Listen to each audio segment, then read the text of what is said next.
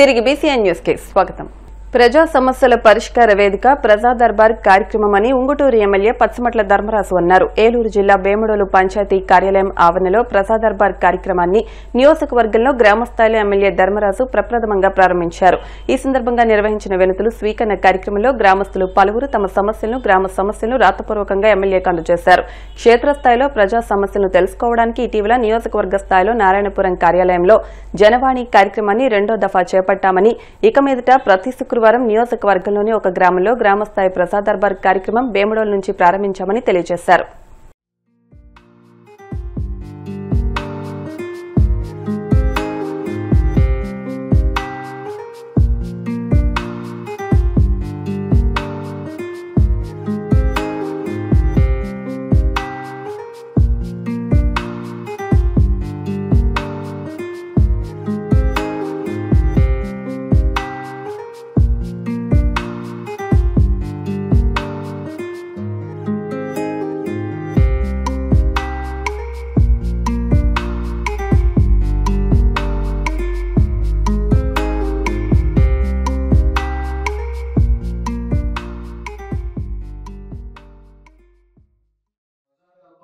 కార్యక్రమాన్ని ఈ రోజు ఈ గ్రామంలో నిర్వహించడం జరిగింది. దాని ద్వారా మనకి సమస్యలు సుమారుగా మనకి 36 సమస్యలు రావడం జరిగింది. చాలా మనకి పెన్షన్స్ అని, అలాగే ఆటం ఎంక్రోచ్మెంట్స్ ఉన్నాయని, అలాగే ఇంటి స్థలాల గురించి, అలాగే డ్రైనేజ్ నిర్మాణం గురించి, సిసి రోడ్ల గురించి, రైల్వే స్టాప్స్ కూడా అడిగారు. ఆల్రెడీ మన ఎంపీ గారు దృష్టికి తీసుకెళ్లి ఆ రైల్వే స్టాప్స్ కూడా చేస్తాం. అలాగే ఆర్టీసీ మన జోనల్ చైర్మన్ గారు కూడా తెలియజేసి దాన్ని కూడా వీళ్ళన్నింటినీ కూడా సంబంధిత శాఖల ద్వారా అన్నింటినీ కూడా పరిష్కారం చేసేటట్టు, అంటే మనకి దీనికి ముఖ్య ఉద్దేశం మనకి ఇక్కడ క్షేత్ర స్థాయిలో ఏ సమస్యలు ఉన్నాయో ఆ సమస్యలన్నింటినీ కూడా నేరుగా తెలుసుకునేటట్టు మాకు ఎమ్మెల్యేలుగా ఇక్కడికి వచ్చి తెలుసుకునేటట్టు చెప్తూ మేము కూడా ఆ కార్యక్రమాన్ని ప్రతి శుక్రవారం రోజున ఆ కార్యక్రమాన్ని ఒక్కో రోజు ఒక్కో గ్రామంలో ఒక్కో వారం అక్కడ పెట్టి ఆ సమస్యలన్నింటినీ కూడా తీసుకునేట్టు, అలాగే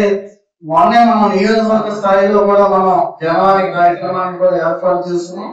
అక్కడ కూడా చాలా సమస్యలు వచ్చినాయి. ఆల్రెడీ మనకి ప్రతి సోమవారం కూడా మనకి ఇక్కడ కూడా మండల ఆఫీస్ లో కూడా మనకి అది బీజేఆర్ఎస్ జరుగుతుంది. వాటిలో కూడా వస్తున్నాయి. వీటిలన్నింటినీ కూడా ఎక్కడ సమస్యలు లేకుండా సమస్య వస్తే ఆ సమస్యలన్నింటినీ కూడా ఎలా పరిష్కారం చేయాలనే ఉద్దేశంతో మన ముఖ్యమంత్రి నారా చంద్రబాబు నాయుడు గారు, మన ఉప ముఖ్యమంత్రి పవన్ కళ్యాణ్ గారు, మన ప్రధానమంత్రి నరేంద్ర మోడీ గారు ఆశీస్సులతో ఈ సమస్యలన్నింటినీ కూడా ఒక ప్రణాళిక ప్రకారం తీసుకునేటట్టు, అంటే మనం కూడా ఇప్పటివరకు కూడా చాలా కార్యక్రమాలు చేసాం. మన గ్రామంలో కూడా ఆ అభివృద్ధి కార్యక్రమాలతో పాటు సంక్షేమ అభివృద్ధి అన్నింటినీ కూడా నెరవేరుస్తామని మీ అందరికి కూడా తెలియజేస్తూ ఈ రోజు ఇక్కడికి వచ్చిన అర్జీలు అన్నింటినీ కూడా త్వరలోనే పరిష్కారం చేస్తామని మీ అందరికి కూడా తెలియజేసుకుంటూ, పశ్చిమ గోదావరి జిల్లా భీమవరం హౌసింగ్ బోర్డులోని శ్రీ వెంకట సాయిబాబా మందిరంలో దత్త జయంతి సందర్భంగా విశేష పూజలు నిర్వహించారు. శ్రీ దత్తాత్రేయ స్వామివారికి ఆలయ అభివృద్ధి కమిటీ చైర్మన్ మల్లిడి సుధాకర్, ధనలక్ష్మి దంపతులచే పంచామృతాభిషేకం, విశేష పుష్పార్చన, 11 సార్లు దత్త స్తోత్రం, సిద్ధమంగళ స్తోత్రం వైభవంగా నిర్వహించారు. ఈ పూజా కార్యక్రమాల్లో భక్తులు విశేషంగా పాల్గొని స్వామివారిని దర్శించి తీర్థ ప్రసాదాలు స్వీకరించారు.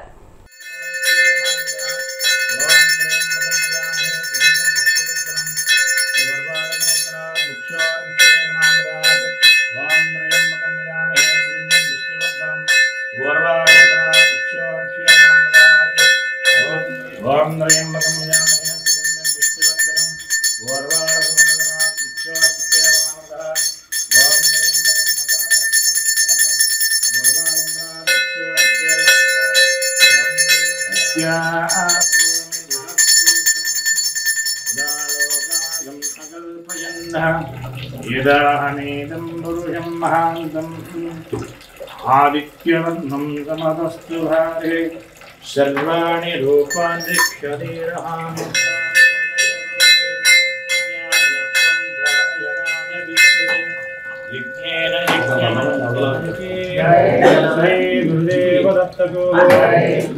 ఓం సాయి శ్రీ సాయి జయ జయ సాయి.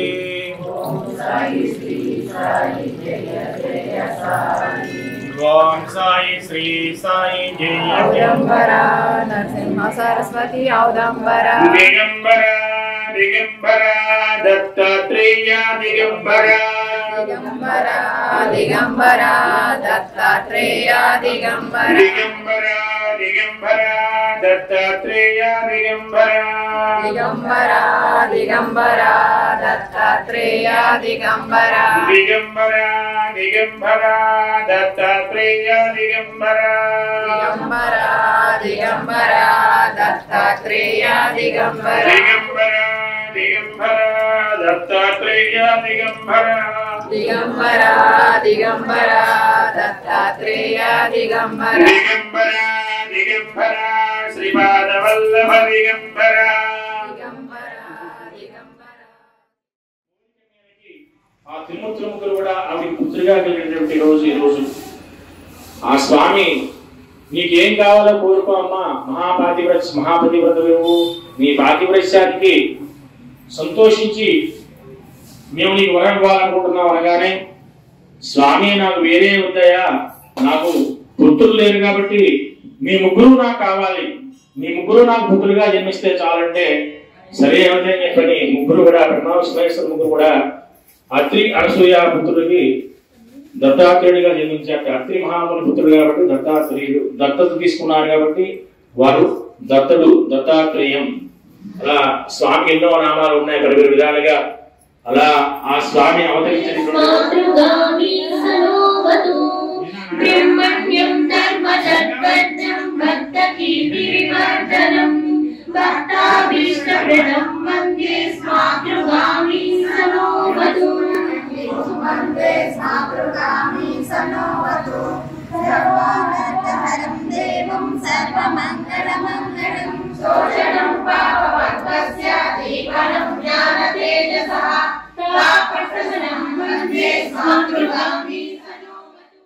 స్మార్ట్ సిటీ విశాఖ అడ్డాగా ఇస్మార్ట్ మోసాలకు పాల్పడిన స్నేహామాక్స్ కేటుగాళ్లకు పోలీసులు చెక్ పెట్టారు. రిటైర్డ్ ఉద్యోగులే టార్గెట్ గా మోసాలకు పాల్పడిన నిందితులను ఎట్టకేలకు అరెస్ట్ చేశారు.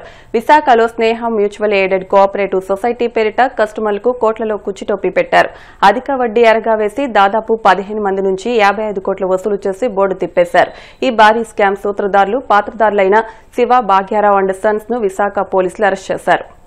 విశాఖపట్నం సిటీ పోలీస్ తరపు నుంచి రీసెంట్గా బాగా సెన్సేషన్ అయిన Sneha max mutually aided cooperative society సంబంధించి అందులో జరిగిన ఆర్థిక మోసాలు అండ్ ఇప్పటి వరకు కేసు పురోగతి వివరాలు అందరికీ వెల్లడించడానికి ఈరోజు ఈ ప్రెస్ మీట్ పెట్టడం జరిగింది. మొదటిగా ఈ స్నేహ మ్యాక్స్ ఏదైతే ఉందో 2008లో స్థాపించబడి దానికి పెట్టిన పేరు SC/ST స్నేహ మ్యాక్స్ సొసైటీ అని ఇనిషియల్గా పెట్టడం జరిగింది. అంబేద్కర్ గారి ఐడియాలజీతో మొదలైంది అని చెప్పేసి, అలానే ఎవరైతే సరే డిపాజిట్స్ చేస్తారో డిపాజిటర్లందరికీ కూడా అధిక మొత్తంలో రిటర్న్స్ ఇస్తాము అని చెప్పి నమ్మబలికి ఎక్కువ మంది దగ్గర నుంచి డిపాజిట్స్ సేకరించడం జరిగింది.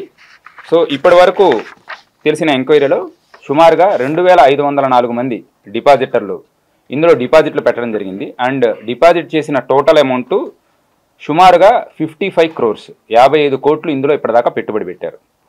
అండ్ రీసెంట్గా మనకి డిస్టిక్ కోఆపరేటివ్ సొసైటీస్ వాళ్ళ దగ్గర నుంచి AP max act, AP mutual aided cooperative society act 1995 ప్రకారం సెక్షన్ 29 ప్రకారం ఇందులో ఆడిట్ చేయడం జరిగింది. అండ్ ఇంటర్నల్ రిపోర్టు అందరికీ ఇచ్చిన తర్వాత 2008లో స్థాపించిన SC/ST స్నేహ మ్యాక్స్ సొసైటీ పేరు కూడా 2014లో కేవలం స్నేహ మ్యాక్స్ సొసైటీగా ఇందులో ఎవరైతే సరే డిపాజిటర్స్ ఉన్నారో అండ్ మెంబర్స్ ఉన్నారో వాళ్ళకెవరికి కూడా ఇంటిమేట్ చేయకుండా మొత్తం దాని యొక్క సంస్థ పేరు మార్పు చేయడం జరిగింది. అలానే ఇటీవల కాలంలో అందులో డిపాజిట్ చేసిన అమౌంట్ని బైలాస్కి వ్యతిరేకంగా బైలాస్ ఫాలో అవ్వకుండా మిగతా ఆర్గనైజేషన్స్ ఇదే సంస్థకి సంబంధించిన అదర్ ఆర్గనైజేషన్స్ పొన్నూరు మరియు హైదరాబాద్లో ఉన్నాయి, వాటికి కూడా ఇక్కడి నుంచి ట్రాన్సాక్షన్స్ చేయడం జరిగింది. అలానే వేరియస్ ఆర్గనైజేషన్స్కి అంటే బినామీ సంస్థల పేరుతో ప్రాపర్టీస్ వైజాగ్లోను అనకాపల్లి జిల్లాలోను ఇంకా మరికొన్ని చోట్ల కూడా వాళ్ళు ప్రాపర్టీస్ కొని అన్ని బైలాస్కి వ్యతిరేకంగా డిపాజిటర్స్కి ఎవరికి తెలియకుండా మొత్తం అందులో పెట్టిన అమౌంట్ అంతా డైవర్షన్ చేయడం జరిగింది. సో దీని ప్రకారం మనకి ఇంటిమేషన్ వచ్చిన తర్వాత ఇప్పటి వరకు విశాఖపట్నం సిటీలో 4 చోట్ల మనకి అంటే వేరియస్ డిపాజిటర్స్ రావడం వలన ఎఫ్ఐఆర్లు నమోదు చేయడం జరిగింది. ఉత్తరాంధ్ర ఆరాధ్య దైవం సింహాచలం శ్రీ వరాహలక్ష్మి నరసింహస్వామి వారిని టీమిండియా క్రికెట్ సభ్యులు శుక్రవారం దర్శించుకున్నారు. Team India coach Gautam Gambhir, Visakhapatnam cricket stadium CEO, Andhra cricket association మాజీ వైస్ ప్రెసిడెంట్, ఎమ్మెల్యే అంజిబాబు కుమారుడు పులపతి ప్రశాంత్ టీం సభ్యులు స్వామివారిని దర్శించుకున్నారు. ఆలయ ఈవో వారికి స్వాగతం పలుకగా ఆలయ అర్చకులు ప్రత్యేక పూజలు నిర్వహించి ఆశీర్వచనం అందించారు. అనంతరం ఆలయ మర్యాదలతో వారిని సత్కరించారు. వార్తలు ముగించే ముందు ముఖ్యాంశాలు మరొకసారి. చిత్తూరు నుంచి వర్చువల్ గా రాష్ట్ర వ్యాప్తంగా 77 డీడీఓ కార్యాలయాలు ప్రారంభించిన ఉప ముఖ్యమంత్రి పవన్ కళ్యాణ్. వివిధ జిల్లాల్లో పాల్గొన్న స్పీకర్, మంత్రులు. కార్యకర్తల కష్టం, త్యాగాల వల్లే కూటమి అధికారంలోకి వచ్చిందన్న మంత్రి నారా లోకేష్. చట్టబద్దమైన పనుల కోసం వచ్చే కార్యకర్తలను అధికారులు గౌరవించాలని సూచన.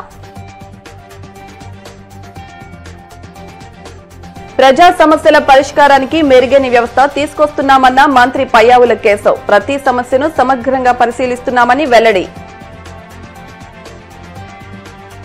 ఎనర్జీ సెక్టార్లో 40% ఎంఓయూలు జరిగాయన్న మంత్రి TG Bharat. Speed of doing business తో ముందుకు వెళ్తున్నట్లు స్పష్టీకరణ. ఈ వార్తలు ఇంతటితో సమాప్తం. మరిన్ని వార్తల కోసం BCN digital YouTube channel, Facebook page ను ఫాలో అవ్వండి. అప్డేట్ వార్తల కోసం ప్లీజ్ సబ్స్క్రైబ్.